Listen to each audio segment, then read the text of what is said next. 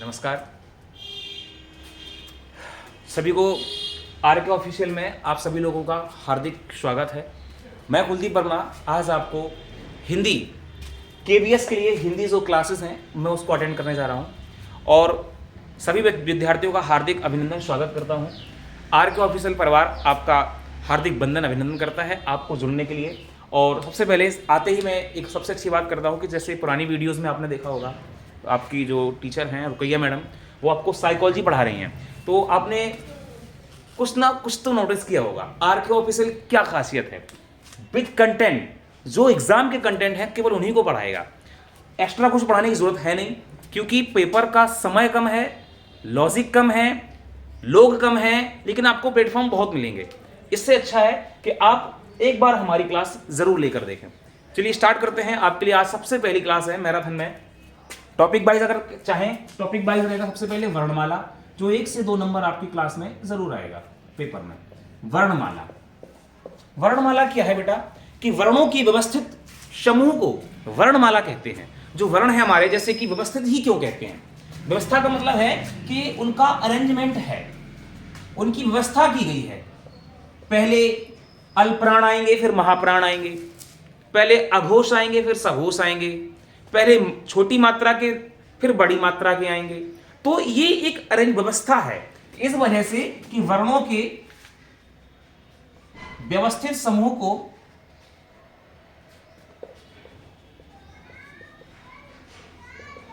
वर्णमाला कहते हैं।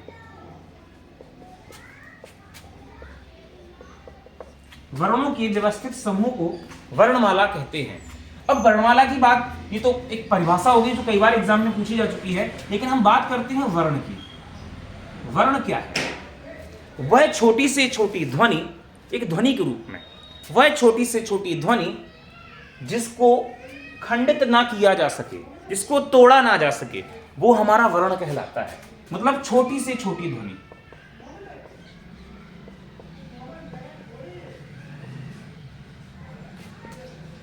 जिसके खंड ना किए जा सके, मतलब वह छोटी से छोटी ध्वनि जिसके खंड ना किए जा सकें, वह वर्ण कहलाता है। अगर देखा जाए लिखित और मौखिक रूप में,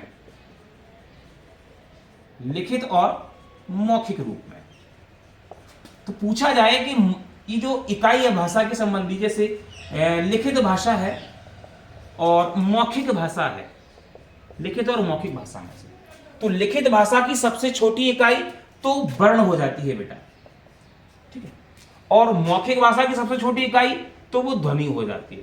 क्यों हो जाती है, इसका मतलब समझना है कि जब हम लिखते हैं तो लिखने के लिए हमें किसी ना किसी लिपि की आवश्यकता पड़ती है।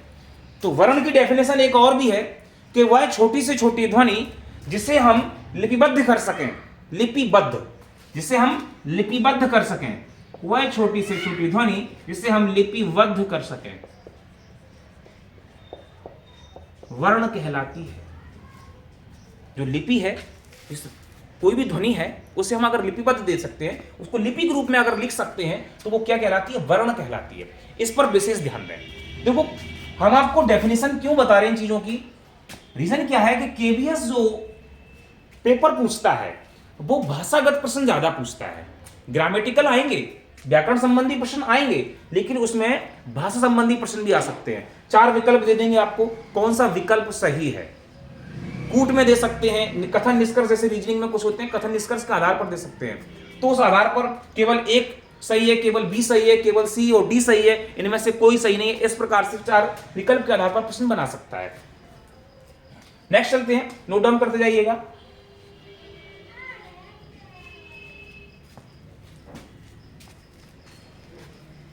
बात करते हैं बेटा वर्ण की। हिंदी वर्णमाला में वर्ण, अगर बात करें वर्ण कितने हैं, तो वर्ण बेटा है 52 हिंदी वर्णमाला।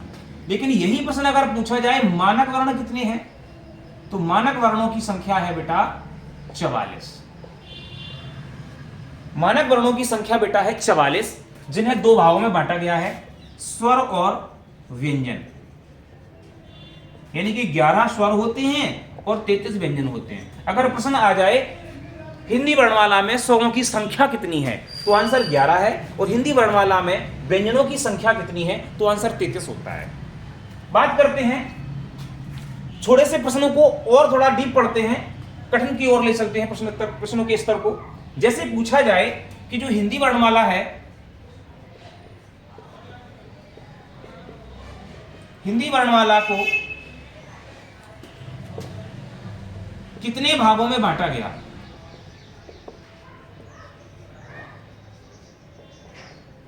तो बेटा 2, स्वर और व्यंजन। लेकिन यही प्रश्न अगर थोड़ा से घुमा फिरा के आ जाए किशोरदास वाजपेयी के अनुसार, नोट करना इस चीज को, किशोरदास वाजपेयी के अनुसार इसे 3 भागों में बांटा गया है। स्वर,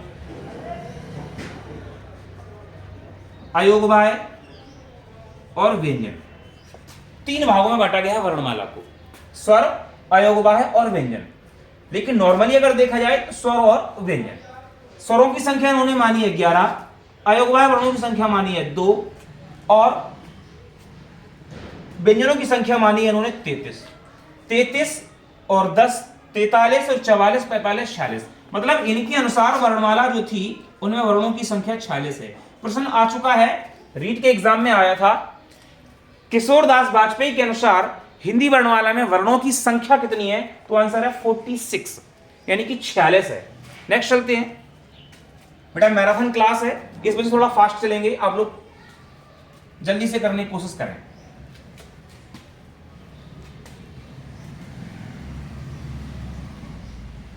नेक्स्ट है, जिससे हम आपको बता रहे थे स्वर। स्वर की परिभाषा क्या है?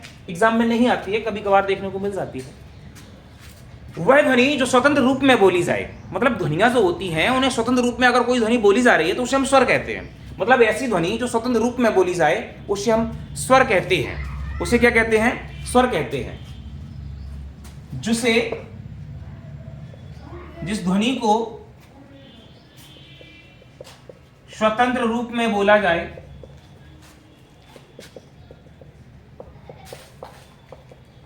वह ध्वनि स्वर कहलाती है।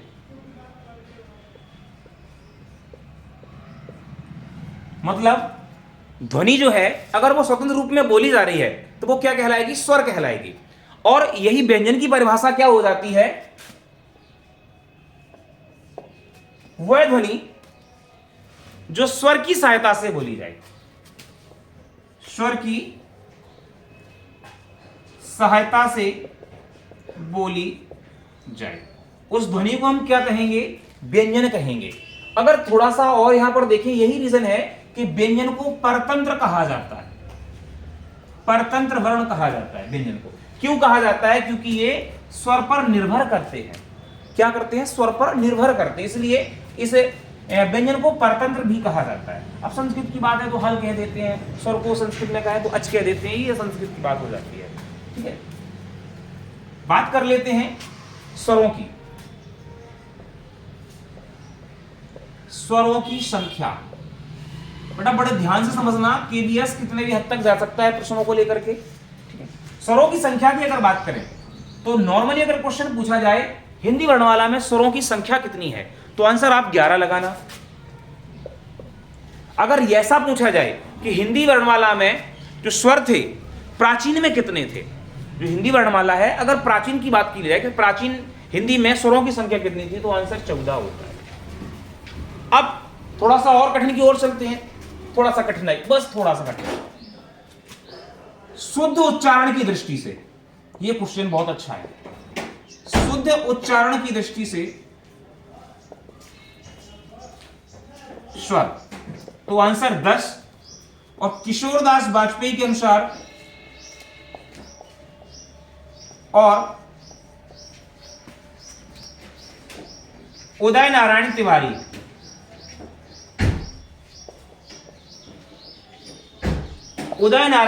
के अनुसार, अगर किशोरदास वाजपेयी और उदय नारायण तिवारी के अनुसार पूछा जाए कि स्वरों की संख्या कितनी है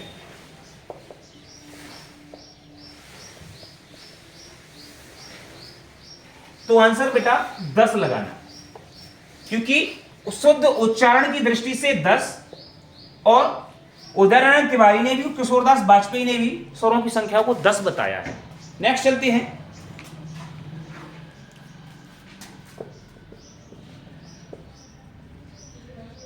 अपभ्रंश में स्वरों की संख्या कितनी है? तो बेटा 8। जो अपभ्रंश भाषा थी उसमें अगर पूछा जाए स्वरों की संख्या कितनी थी तो 8 थी। कौन कौन से स्वर यहां नहीं थे? यहां बेटा री नहीं था, यहां पर भी बेटा री नहीं था, और यहां पर भी बेटा री, ए और औ। इन्हें स्वर की कैटेगरी में नहीं रखा गया है अपभ्रंश। बाकी जो 11 थे उनमें से 3 निकल जाएंगे बेटा तो 8 बचेंगे, यहां 1 तो 10, यहां पर भी 1 निकल जाएगा तो 10 बचेंगे। ये कुछ पॉइंट्स हैं जो भाषागत प्रश्न पूछे जा सकते हैं। नेक्स्ट चलते हैं।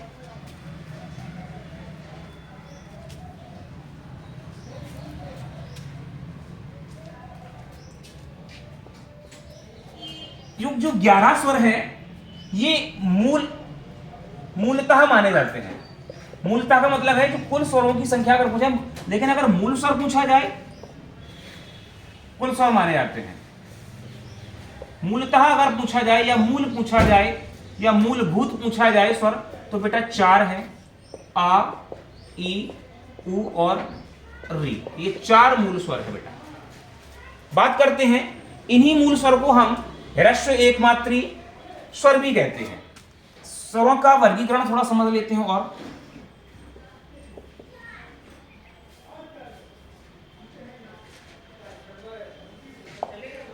स्वरों का वर्गीकरण के बारे में थोड़ा सा बात कर लें तो मात्रा के आधार पर बेटा 3,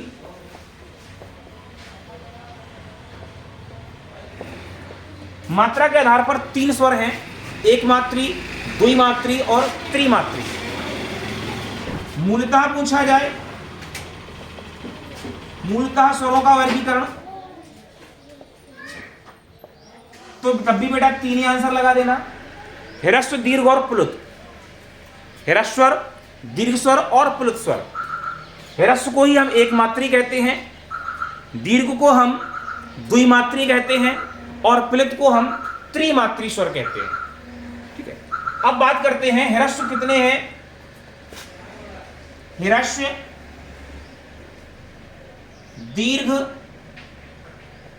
प्लुत, इनका ही दूसरा नाम जो मात्रा का आधार बताया था हमने, एक मात्री, द्विमात्री, त्रिमात्री, 3 स्वर ये है।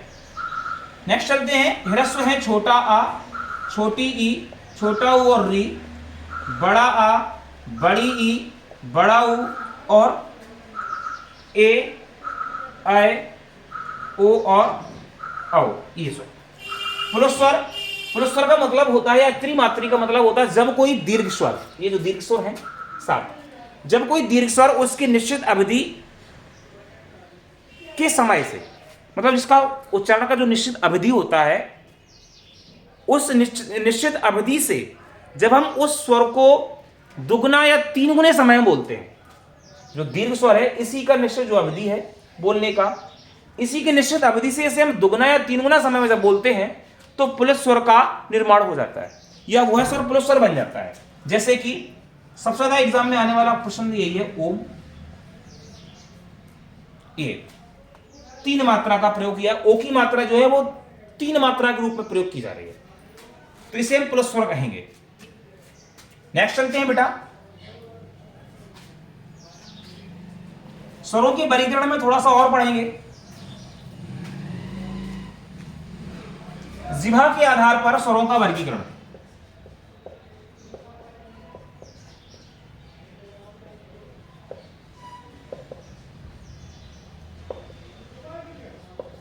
जिह्वा के आधार पर स्वरों का वर्गीकरण बेटा 3 रूप से किया जाता है। अग्रभाग से जब आपकी जीभ अग्रभाग की तरफ जाए तो अग्रभाग अग्र स्वर कहलाता है। जब आपकी जीभ पीछे की तरफ जाए तो पश्च स्वर कहलाता है। और जब आपकी जीभ ना आगे जाए ना पीछे जाए तो मध्य स्वर कहलाता है। अग्र, मध्य और पश्च। अब कैसे पहचान होगी? अग्रस्वर, अग्रस्वर में आपके होते हैं छोटी ई, बड़ी ई, ए और ऐ। मध्य में केवल छोटा आ, पश्च में बड़ा आ, छोटा ऊ, बड़ा ऊ, ओ और औ। ये स्वर होते हैं। तो आप इनको याद रखिएगा। पूछा जा सकता है दिए गए विकल्प में कौन सा अग्र स्वर है, कौन सा मध्य स्वर है, कौन सा पश्च स्वर है। ठीक है। अच्छा, एक चीज और बता दे रहे, आ को उदासीन स्वर भी कहा जाता है। ये पॉइंट बहुत अच्छा है बेटा, नोट कर लेना कहीं भी। आ को उदासीन स्वर भी कहा जाता है ये। ठीक है। नेक्स्ट पॉइंट है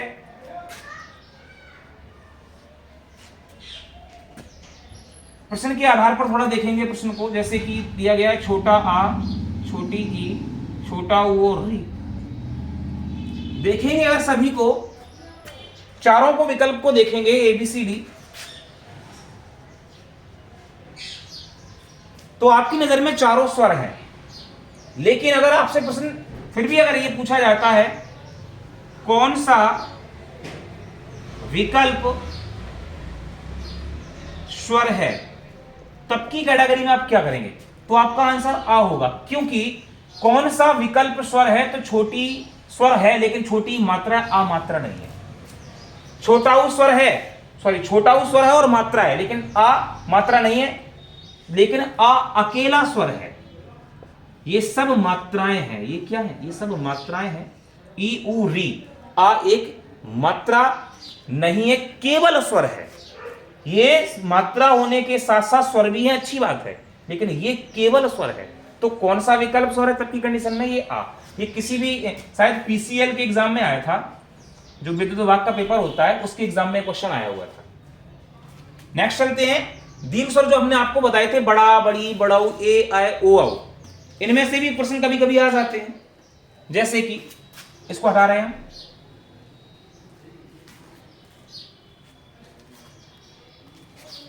जैसे बेटा है बड़ा आ, ए, बड़ा ऊ और बड़ी ई। ये सभी आपकी नजर में क्या है? दीर्घ है। लेकिन फिर भी प्रश्न आ जाए कौन सा विकल्प मूल दीर्घ स्वर नहीं है?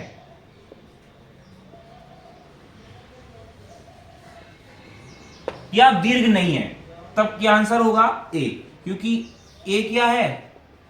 संयुक्त स्वर है। क्या है बेटा? संयुक्त स्वर है। चलते हैं आगे, दीर्घ स्वर को बांटते हैं बेटा। दीर्घ स्वर,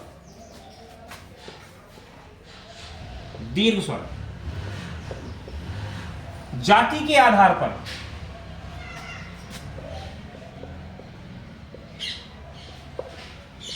दो होते हैं पार्ट दीर्घ स्वर के,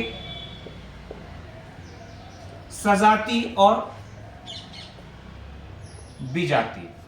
अर्थात जाति के आधार पर स्वर की बात कर, दीर्घ स्वर की बात करते हैं, स्वर नहीं केवल दीर्घ स्वर की बात करते हैं। तो जाति के आधार पर दीर्घ स्वर दो भागों में बांटे जाते हैं। पहला सजाती, दूसरा विजाती। सा प्लस जाति मतलब समान जाति से मिलकर जो दीर्घ बन जाए उसे सजाती। बी विषम जाति, अलग अलग जाति से मिलकर बना हो उसे हम विजाती कहते हैं। तो बड़ा आ, बड़ी ई, बड़ा ऊ, ए, ऐ, ओ और औ।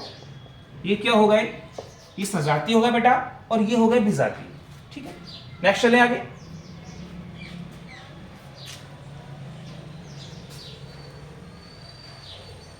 अब देखना है बहुत अच्छे से, संयुक्त स्वर और मूल दीर्घ स्वर, इनको ही कहा जाता है बेटा विजाती और इनको ही कहा जाता है सजाती। मूल को सजाती कहते हैं, संयुक्त को विजाती कहते हैं। कैसे? संयुक्त की परिभाषा होती है दो असमान वस्तुओं को मिलाने से जब नई वस्तु का निर्माण होता है उसे संयुक्त कहते हैं। यौगिक की भी यही परिभाषा है साइंस में, जब दो असमान अणुओं को मिलाने पर जब नए अणु का निर्माण होता है उसे हम यौगिक अणु कहते हैं। ऐसे ही आपको संयुक्त स्वर की परिभाषा। अब हम आपको बहुत अच्छी बात बताते हैं। संयुक्त वाक्य की पूछे, संयुक्त स्वर की पूछे, संयुक्त व्यंजन की पूछे, संयुक्त शब्द की पूछे, सबकी परिभाषा एक ही है। क्या? दो असमान स्वरों को मिलाने से जब नए स्वरों का निर्माण होता है तब उसे हम संयुक्त स्वर कहते हैं। दो असमान वाक्यों को मिलाने से जब नए वाक्य का निर्माण होता है तो बेटा उसे हम संयुक्त वाक्य कहते हैं। जो असमान व्यंजनों को मिलाने से जब नए व्यंजन का निर्माण होता है तो उसे हम संयुक्त व्यंजन कहते हैं। हमेशा असमान चीजें मिलाएंगे, समान नहीं असमान, तो हमेशा संयुक्त बनेगा। ठीक है। और जब हम समान चीजों को मिलाएंगे तो मूल होगा लेकिन दीर्घ मात्रा हो जाएगी। एग्जाम्पल 4, 1 किलो चीनी के साथ 1 किलो चीनी मिलाओगे अगर आप, तो वो केवल चीनी की मात्रा बढ़ेगी। लेकिन अगर 1 किलो चीनी के साथ अगर 1 किलो नमक मिलाओगे तो ना तो चीनी बढ़ेगी ना नमक बढ़ेगा, बल्कि दोनों का मिश्रण बढ़ेगा और वो बनेगी कोई दूसरी वस्तु। सेम इसी प्रकार से मूल दीर्घ स्वर का मतलब क्या है, सजाती का मतलब है जब क्या है कि जब हम समान चीजों को मिलाएंगे तो उसकी मात्रा बढ़ेगी, यानी कि ह्रस्व था वो दीर्घ हो गया। लेकिन यहां पर असमान चीजों को मिलाए मात्रा के साथ साथ उसकी कैटेगरी भी बढ़ गई। क्या? कि मूल था वो संयुक्त हो गया, जुड़कर बन गया। नेक्स्ट चलते हैं, व्यंजन की बात करते हैं बेटा। व्यंजन, व्यंजन की संख्या जो हमने बताई थी 33 है। मूलतः प्रश्न आ जाए मूलतः व्यंजन तो 33 लगाना आंसर। 33 व्यंजन को भागों में बांटा गया है मूलतः 3, स्पर्श व्यंजन, अंतस्थ व्यंजन और उष्ण व्यंजन। 25 ये बेटा ये होते हैं, 4 बेटा ये होते हैं और 4 ये होते हैं। 25, 4, 29, 4, 33। तो मूलतः अगर व्यंजन की बात करें तो स्पर्श व्यंजनों की संख्या 25, अंतस्थ व्यंजनों की संख्या 4, उष्ण व्यंजनों की संख्या 4 होती है। नेक्स्ट चलते हैं, का से लेकर मा तक या, रा, ला और वा और उष्ण व्यंजन शा, शा, शा और हा। ये आपके सामने का से लेकर हा तक 33 व्यंजनों को बांटा गया है। ठीक है। लेकिन अगर हम स्पर्श की बात करें, स्पर्श व्यंजन को भी बेटा 2 प्रकार से अलग अलग डिफाइन किया गया है। थोड़ा और कठिन पढ़ेंगे, जैसे वर्ग के आधार पर और प्रयत्न के आधार पर। प्रयत्न के आधार पर बेटा 3 भागों में बांटा गया है और वर्ग के आधार पर इसे 5 भागों में बांटा गया है। का वर्ग, चा वर्ग, टा वर्ग, ता वर्ग और पा वर्ग। प्रयत्न के आधार पर इसे 3 भागों में बांटे, स्पर्शी, स्पर्शी, संघर्षी, नासिक या नासिक, इसको भी बोल देते हैं। ठीक है।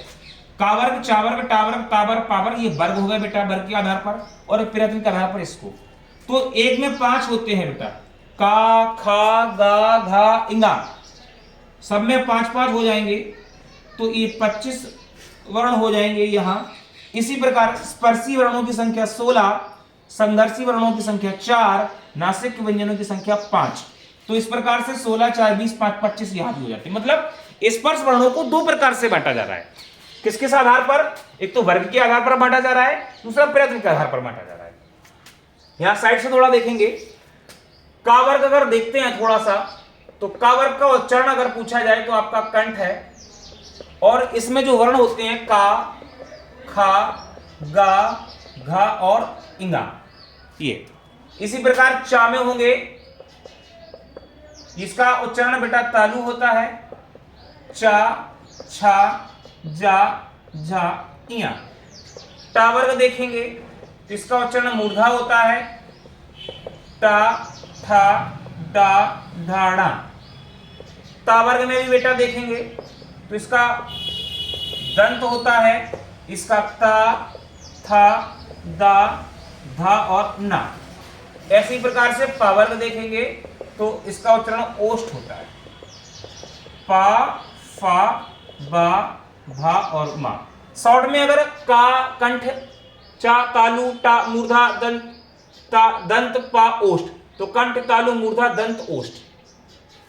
सबसे पहले अगर हम इन्हें शॉर्ट फॉर्म में देखें तो आजकल जो एक बाइक आ रही है केटीएम, तो KTM 2, मतलब KTM 2, KTM बाइक 2।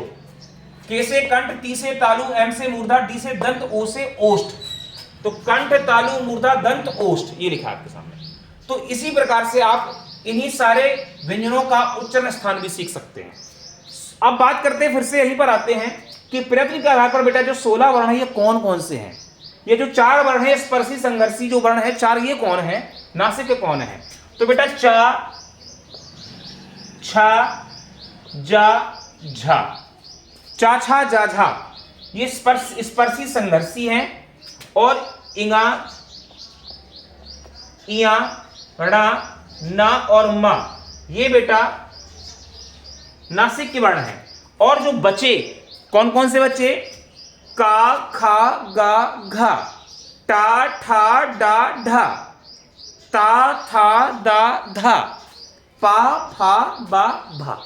ये जो 16 वर्ण बचे इनको छोड़ दें, ये जो बचे वो स्पर्शी वर्ण है। याद रखना स्पर्शी और स्पर्श में अंतर है। इस नहीं तो प्रश्न आ जाए स्पर्शी वर्णों की संख्या 25 लगा के आ जाओ। स्पर्शी वर्णों की संख्या 16, स्पर्श वर्णों की संख्या 25। नेक्स्ट चलते हैं बेटा। अब अगर इन्हीं 25 वर्णों की बात करें, सबसे पहले इसको हटा दे रहे, वर्ग के आधार पर बता दिया, प्रयत्न के आधार पर बता दिया। अब हम बता रहे हैं आपको प्राण या वायु के आधार पर, प्राण या वायु के आधार पर। प्राण या वायु के आधार पर बेटा इन 25 वर्णों को बांटा गया है 2 प्रकार से। पहला है अल्प प्राण और महाप्राण। अल्प प्राण यानी कि अभी हमने आपको जो वर्ग पढ़ाए थे उसी से पढ़ाते हैं कि प्रत्येक वर्ग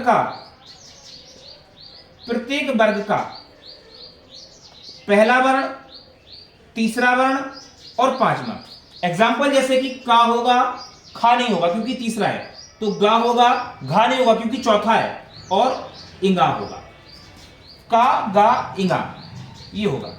और दूसरा कहां जाएगा? महाप्राण में। और चौथा कहां जाएगा? ये भी महाप्राण में। अल्पप्राण क्या? प्रत्येक वर्ग का पहला, तीसरा, पांचवा। महाप्राण प्रत्येक वर्ग का दूसरा व चौथा, यानी कि खा इधर आएगा और घा इधर आएगा। ये आपके एग्जाम्पल हो गए। सेम सभी वर्गों में होगा। चा में भी यही होगा, टा में भी यही होगा, ता में भी यही होगा और पा में भी यही होगा। तो प्राण और वायु के आधार पर जो 25 स्पर्श वर्ण है उन्हें हमने 2 भागों में बांटा है, अल्पप्राण और महाप्राण में। ठीक है। अब बात करते हैं कितने अल्पप्राण स्पर्श व्यंजन होते हैं, ये क्वेश्चन आ सकता है। स्पर्श कितने स्पर्श व्यंजन, मतलब यहां लिखते हैं थोड़ा साइड से, कितने स्पर्श व्यंजन अल्पप्राण है? तो भैया 1 2 3, एक वर्ग से 3 आपको व्यंजन मिल रहे हैं। तो वर्ग कितने हैं बेटा? 5। तो 5 दिया 15 वर्ण, ये हो गए आपके अल्पप्राण, और ये 10 वर्ण आपके ये हो गए महाप्राण। तो 15 और 10 कितने हो गए? 25। यहां चलते हैं अंतस्थ वर्ण में। 4 संख्या अंतस्थ वर्ण की होती है, इन्हें हम अल्पप्राण कहते हैं, अल्पप्राण। और इन्हें हम सभी वर्णों को महाप्राण कहते हैं। ठीक है। यूं कहा जा सकता है कि जो हमारी हिंदी वर्णमाला है, जो उसमें व्यंजन जो होते हैं 33, इन्हें 2 भागों में बांटा जाता है। एक किसके आधार पर? प्राण और वायु के आधार पर 2 भागों में बांटा जाता है। पहला है अल्पप्राण और दूसरा है महाप्राण। ठीक है। तो पूरा एक समरी के रूप में देखेंगे तो अल्पप्राण और महाप्राण,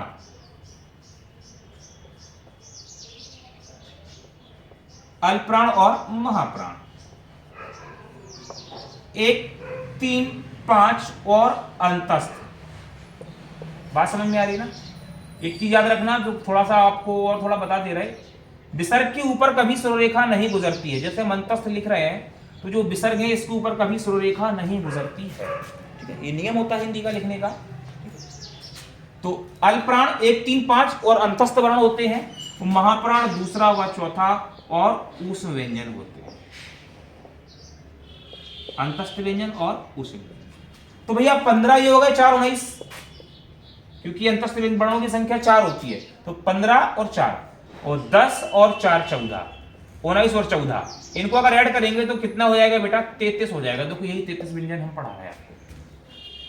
प्राण और वायु के आधार पर भी हमारा जो अल्पप्राण और महाप्राण है, तो 19 अल्पप्राण होते हैं, 14 आपके महाप्राण होते हैं। नेक्स्ट चलते हैं घर्षण घोषत्व के आधार पर। घर्षण व घोषत्व के आधार पर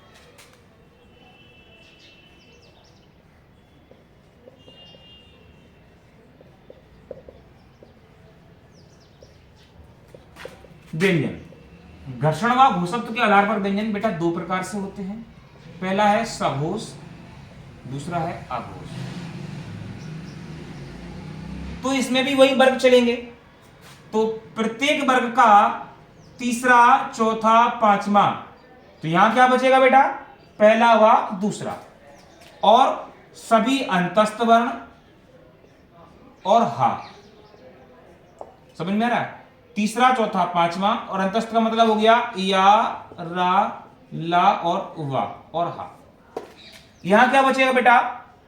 पहला, दूसरा और शा, शा, सा। तालुशा, मूर्धाशा और दंतिशा, इसको अलग बताएंगे। सघोष और अघोष भी हो गया बेटा। नेक्स्ट चलते हैं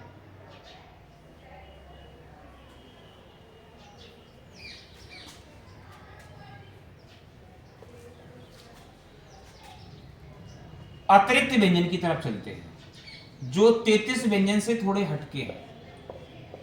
इनकी संख्या बेटा 2 है, एक तो ऋड़ा, दूसरा ढ़ा। ये इनके उपनाम पेपर में बहुत आते हैं। द्वैत, ताड़नजात, उपसर्प, उपसर्प,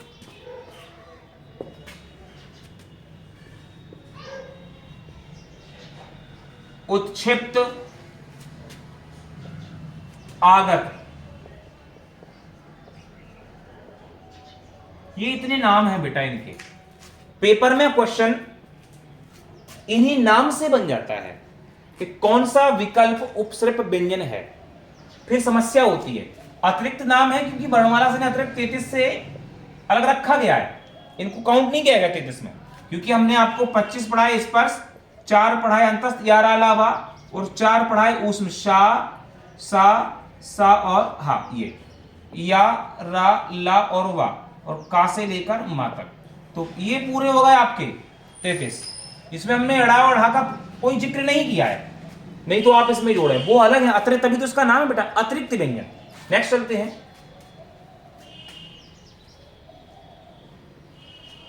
नेक्स्ट है संयुक्त व्यंजन की बात करते हैं।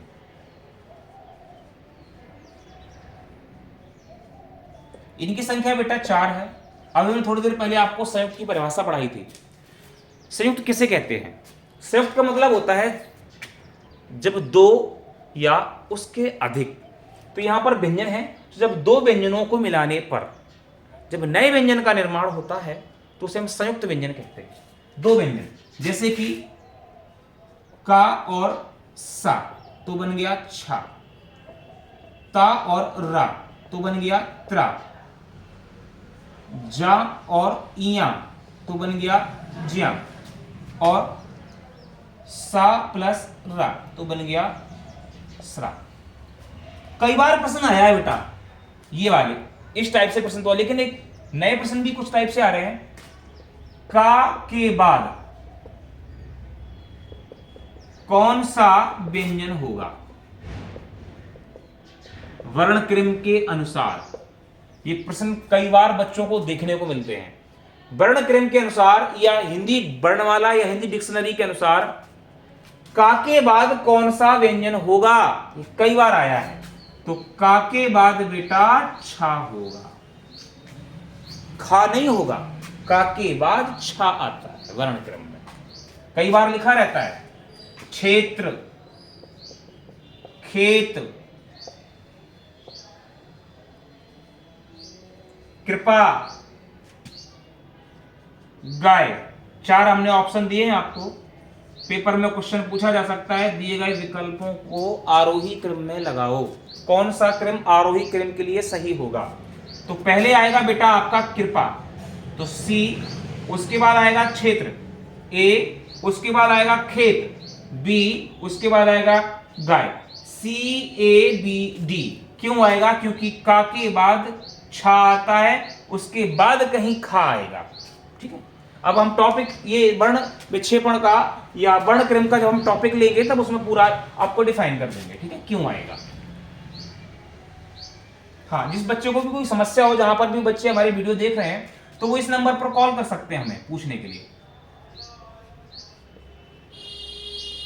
याद रहे, कॉल का रिसीविंग केवल सुबह 7 बजे के बाद शाम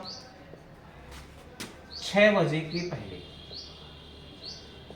रिसीव होगी, उसके बाद मोबाइल बंद हो जाएगा। ये हमारा नंबर है, किसी भी चीज के लिए कंसल्ट आप कर सकते हैं हिंदी सब्जेक्ट के लिए। ठीक है, चलिए आगे चलते हैं। संयुक्त व्यंजन खत्म हो गए हमारे, अब हम चलते हैं कुछ ध्वनियों की तरफ। ये वर्णमाला हमारे जो 52 वर्ण थे वो खत्म हो गए। कैसे? अब एक एक और रह गया है अयोगवाह, अंग और आह। अयोगवाह की संख्या बेटा 2 है। पूछा जा सकता है आपसे, बड़े एग्जाम में पूछ लेते हैं कभी कभार, टीजीटी पीजीटी जीआईसी के पेपर में पूछ सकते हैं, बीएड एंट्रेंस एग्जाम में कई बार पूछा गया है। क्वेश्चन है कि अयोगवाह शब्द किसने दिया। ये सब बहुत गजब का क्वेश्चन है। अयोगवाह शब्द को सबसे पहले किसने दिया, किसने बताया? तो वो थे भैया किशोरदास वाजपेयी। किशोरदास वाजपेयी, इन्होंने अयोगवाह शब्द दिया और हिंदी वर्णमाला को 3 भागों में इन्होंने बांटा था, स्वर, अयोगवाह और व्यंजन। ये 2 होते हैं, एक होता है अनुस्वार और एक होता है विसर्ग। विसर्ग ये होती है, अनुस्वार ये होता है। इसका रूप हम ऐसे लिख सकते हैं, अनुस्वार और विसर्ग। ठीक है, चलते हैं आगे। ये हमारे पूरे 52 वर्ण खत्म हो गए। एक बार समरी देखते हैं। 11 बेटा स्वर, 2 अयोगवाह है, अंग और आहा, 25 स्पर्श, 4 अंतस्थ, 4 ऊष्म, 2 अतिरिक्त और 4 संयुक्त। इनको ऐड करेंगे तो 3 8 4 12 4 16 17 18 और 18 और 4 22, 2 कैरी, 2 2 4 और 1 5। ये देखो 52 वर्णों को एक समरी में लिख दिया है इनकी संख्या के रूप में, और मैंने ये पूरा अभी डिफाइन किया आपको। अंग और आहा ये आपको खत्म कर दिए। बात कर लेते हैं कि अगर आपसे ये पूछ लिया जाए कि जो बेटा अतिरिक्त व्यंजन है, इनमें कौन सा अल्प प्राण है, कौन सा महाप्राण है, कौन सा सघोष है, कौन सा अघोष है, तो याद रखना बेटा कि ड़ा और ढ़ा दोनों बेटा सघोष हैं। क्या है? दोनों सघोष हैं। ये अल्प प्राण है, ये महाप्राण है। याद रखना इस चीज को, ये अल्प प्राण है और ये महाप्राण है। नेक्स्ट चलते हैं। याद रखना, बहुत क्वेश्चन आता है ये।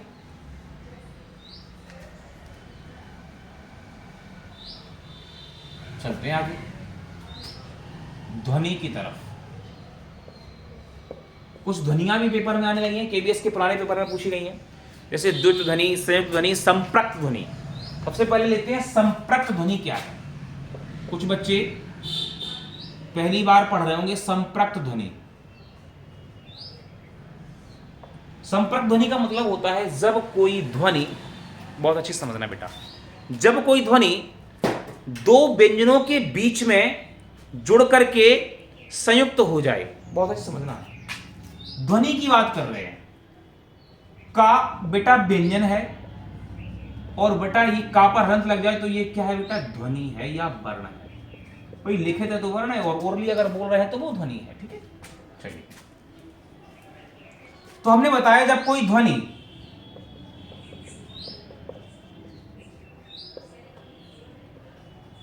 किसी व्यंजन से जुड़कर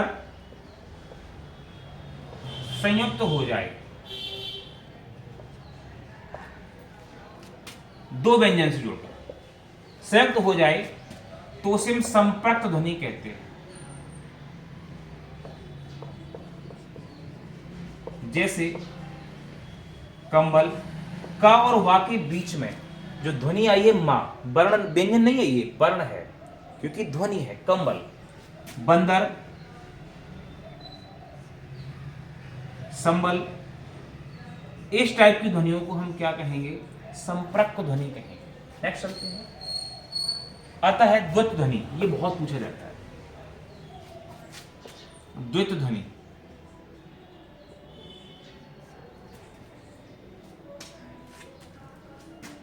द्वैत ध्वनि, जब कोई ध्वनि, बहुत अच्छे समझना, जब कोई ध्वनि अपने उच्चारण को द्वित कर दे, क्या कर दे, अपने उच्चारण को द्वित कर दे, तब उसे हम द्वैत ध्वनि कहते हैं। जैसे कि कच्चा, दोचा, पक्का, दो का, प्रसन्नता, अक्षुण। ये जो हमने एग्जाम्पल दिए हैं सभी एग्जाम्पल तो ध्वनि के हैं, क्योंकि दो चा, दो का, आधा ना, पूरा ना और अक्षुण, रणा, ये उसी ध्वनि का द्वित्व हो जाए। अब कुछ समझ रहे हो, संपर्क तो हो सकती है सर जी, क्योंकि दो व्यंजन के बीच में एक आधा व्यंजन ध्वनि आ गई। बेटा ध्वनि तो आ गई है लेकिन वो उसी व्यंजन का रिपीटेशन नहीं है। चा का फिर से रिपीटेशन है, का फिर से रिपीटेशन है, यहां पर ना का रिपीटेशन है, यहां पर णा का रिपीटेशन है, तब की कंडीशन में हम इसे द्वैत ध्वनि कहेंगे। तो ये दो ध्वनि आपके पेपर में आ सकती है, संपर्क ध्वनि और द्वैत ध्वनि। चलिए, तो आज का जो टॉपिक था बेटा वो समाप्त होता है। फिर से अगर वीडियो अच्छा लगा हो हमारा तो जरूर से जरूर लाइक कीजिए, सब्सक्राइब कीजिए और बेल आइकन को भी दबा दीजिएगा। और प्लस जो भी आपको समझ में आता हो, सर हम ये चीज़ नहीं जानते हैं, इसको दोबारा से बता दीजिएगा, किसी वीडियो पर बना दीजिएगा। कोई भी टॉपिक अगर आपको लग रहा है केवीएस में ये टॉपिक हमें बहुत कठिन लगता है, सर उस पर वीडियो बना दीजिएगा, तो मैं कोशिश करूंगा और हमेशा आपके साथ रहूंगा। फिर से मैं बता देता हूं, ये मेरा नंबर है, आप किसी भी वक्त हमको कॉल कर सकते हैं, लेकिन याद रहे मॉर्निंग 7 के बाद और शाम 6 के पहले, ये इस पर आप कॉल कीजिएगा, आपको सुविधाएं दी जाएंगी। ठीक है, धन्यवाद, मिलते हैं अगले वीडियो में। Thank you.